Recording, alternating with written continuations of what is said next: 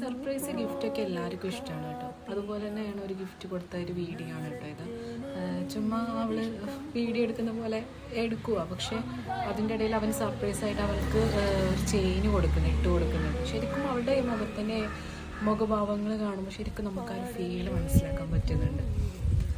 എല്ലാവർക്കും സർപ്രൈസ് ആയിട്ടുള്ള ഗിഫ്റ്റും കാര്യങ്ങളൊക്കെ ഇഷ്ടം, പക്ഷെ നമുക്ക് അതും അറിഞ്ഞുകൊണ്ട് തരുന്ന ഒരാളും കൂടെ വേണ്ടേ.